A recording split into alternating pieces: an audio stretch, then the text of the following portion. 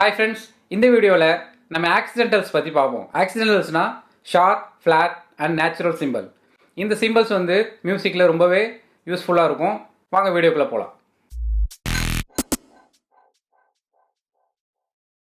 உங்களை இன்னொரு வீடியோவில் சந்திக்கிறதுல ரொம்பவே மகிழ்ச்சி. நம்ம லெசனுக்கு போகிறதுக்கு முன்னாடி நம்ம சேனலுக்கு இதான் நீங்கள் ஃபஸ்ட் டைம் விசிட் பண்ணுறீங்கன்னா ப்ளீஸ் சப்ஸ்கிரைப் பண்ணிவிடுங்க. பக்கத்தில் இருக்க பெல் ஐக்கன் கிளிக் பண்ணிவிடுங்க. என்னோடய வீடியோ அப்டேட்ஸ் எல்லாம் உங்களுக்கு கிடைக்கும். சரி, நாம் இப்போ பார்க்க போகிறது ஆக்சிடென்டல்ஸ்.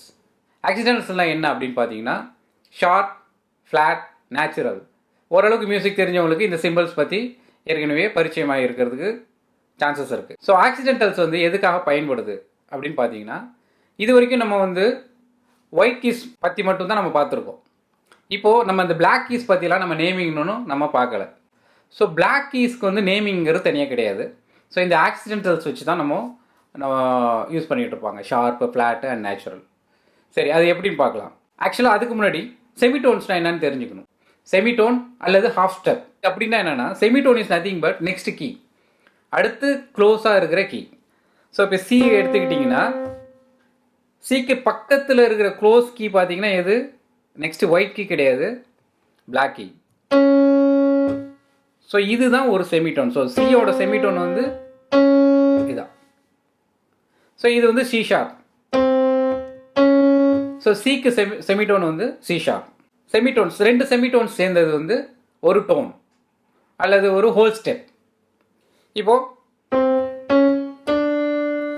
சி டு டி டிராவல் பண்ணுறது ஹோல் ஸ்டெப் அல்லது டோன். பிரித்து பார்த்தீங்கன்னா ரெண்டு semitone, C to C sharp ஒன்று, சி ஷார்ப் டு டி ஒன்று. ஸோ ரெண்டு செமிடோன்ஸ் வரும்.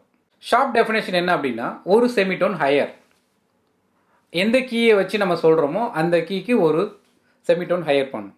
இப்போ சி ஷார்ப் அப்படின்னு பார்த்தீங்கன்னா, சி இருக்குது, சிக்கு ஹையராக ஒன் செமிடோன். அப்போ எது இதுதான் பிளாக் கீ தான் ஹையர்.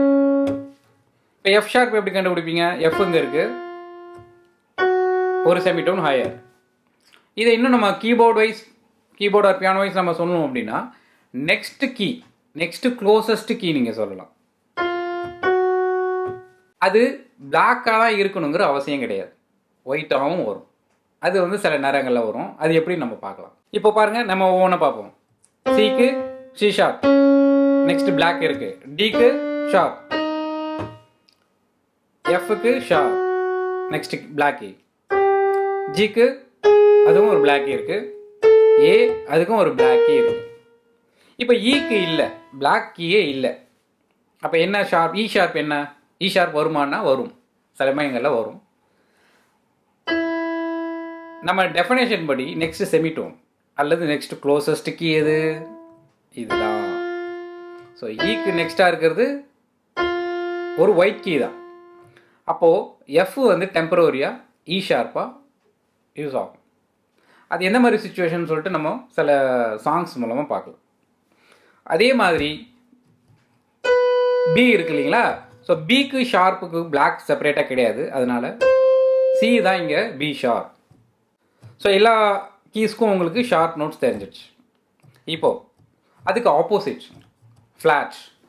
ஃப்ளாட் அப்படின்னா ஒரு semitone lower, closest previous key, அதுவும் பிளாக் அல்லது ஒயிட் எது வேணாலும் இருக்கலாம். சரி, இப்போ நம்ம வருவோம், பி ஃப்ளாட்லேருந்து வருவோம்.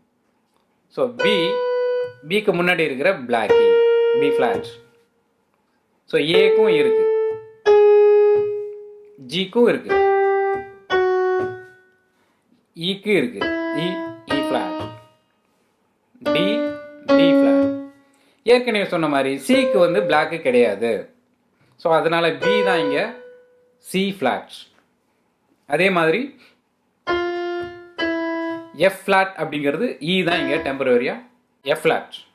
இப்போ நீங்கள் லிட்டில் கன்ஃபியூஸ் ஆகிறதுக்கு சான்சஸ் இருக்குது. என்ன அப்படின்னா, இதை எஃப் ஷார்ப்பு அப்படின்னு ஜி ஃப்ளாட்டுன்னு சொன்னேன் இல்லையா? ஸோ எப்படி ஞாபகம் வச்சுக்கிறது?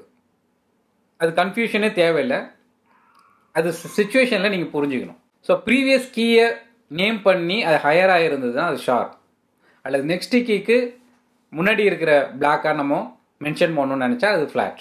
இப்போ பார்த்துங்க, இது வந்து என்னது? எஃப்க்கு நெக்ஸ்ட்டாக இருக்குது, அதனால் எஃப் ஷார்ப். ஜிக்கு முன்னாடி இருக்குது, அதனால் ஜி ஃப்ளாட். ஸோ இதுக்கு நான் ஒரு எக்ஸாம்பிள் சொல்கிறேன். இப்போ ஒரு ஸ்ட்ரீட்டில் ஒரு 10 ஹவுசஸ் இருக்குது. இதில் வந்து ஒரு 4th ஹவுஸ் தான் உங்கள் ஹவுஸ்னு வச்சுக்கோங்களேன். இப்போது அந்த ஸ்ட்ரீட்டுக்கு 2 எண்டு இருக்கும். ஆப்போசிட் சைட்லேருந்து வந்தீங்க அப்படின்னா 7th ஹவுஸ் அப்படின்னு சொல்லுவாங்க. இப்போ இந்த டைரெக்ஷன்லேருந்து வந்தீங்கன்னா உங்களுக்கு 4th ஹவுஸ். ஆனால் இப்போ இந்த டைரெக்ஷனை வச்சு தான் நம்ம என்ன பண்ணுறோம், உங்களுக்கு அது மாறுது. ஸோ அந்த மாதிரி ஸோ எந்த டைரெக்ஷன் பேக்வேர்ட்ஸ் நீங்கள் போனீங்கன்னா ஃப்ளாட்டு, ஃபார்வேர்டில் போனீங்கன்னா ஷார்ப். ஸோ இதில் எந்த கன்ஃபியூஷனும் உங்களுக்கு தேவையில்லை. நம்ம ஆக்சிடென்டலுங்கிறது நேமிங்லேயே உங்களுக்கு புரிஞ்சிடும். ஆக்சிடென்டல்னால் என்ன, திடீர்னு நடக்கிறது. ஸோ ஒரு எதிர்பார்ப்பும் இல்லாமல் திடீர்னு நடக்குது. அப்படி பார்த்தீங்கன்னா மியூசிக்கை பொறுத்த வரைக்கும் ஒரு பாரில் தேவைப்படும் போது அதை புதுசாக இன்ட்ரடியூஸ் பண்ணுவாங்க. அந்த பார் முடிகிற வரைக்கும் அது அதோட லைஃப் இருக்கும். அடுத்த பார் ஆகும்போது அது ரீசெட் ஆகிடும். இதெல்லாம் நம்ம டீட்டெயிலாக மியூசிக் தியரியில் நம்ம பார்க்கலாம், ஸ்டாஃப் நோட்டேஷனில்.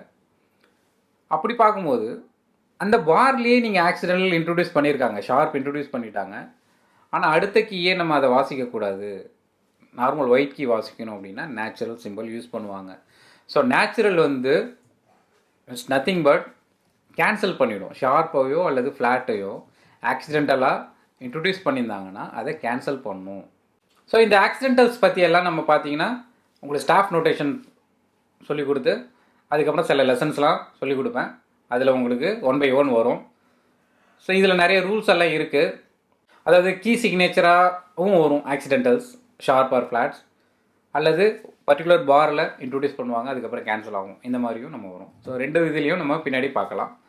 இந்த வீடியோவில் ஏன் நான் வந்து ஆக்சிடென்டல்ஸ் பற்றி சொல்லியிருக்கேன்னா, நெக்ஸ்ட் கிளாஸில் நம்ம பிளாக் கீஸ் யூஸ் பண்ணி நம்ம கார்ட்ஸ் பார்க்க போகிறோம். அதனால தான் இந்த ஆக்சிடென்டல்ஸ் பற்றி இந்த கிளாஸில் நான் இன்ட்ரடியூஸ் பண்ணியிருக்கேன்.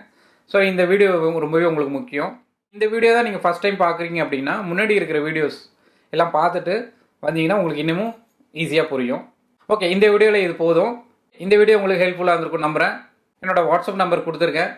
வாட்ஸ்அப்பில் மெசேஜ் மட்டும் பண்ணுங்கள், நான் ரிப்ளை பண்ணுறேன். ஸோ நான் ஆன்லைன்லேயும் கிளாஸஸ் எடுத்துகிட்டு இருக்கேன். ஸோ நீங்கள் அதுக்கு உங்களுக்கு தேவைப்பட்டால் நீங்கள் ரெக்வஸ்ட் பண்ணலாம். இந்த வீடியோ லைக் பண்ணுங்கள், ஷேர் பண்ணுங்கள், கீழே கமெண்ட்ஸ் கொடுங்க, உங்களோட சஜஷன்லாம் கமெண்ட்டாக கொடுங்க. ஸோ நம்ம அடுத்தடுத்த வீடியோவில் இம்ப்ரூவ் பண்ணிக்கலாம். மீண்டும் இன்னொரு வீடியோவில் சந்திக்கலாம். நன்றி, வணக்கம்.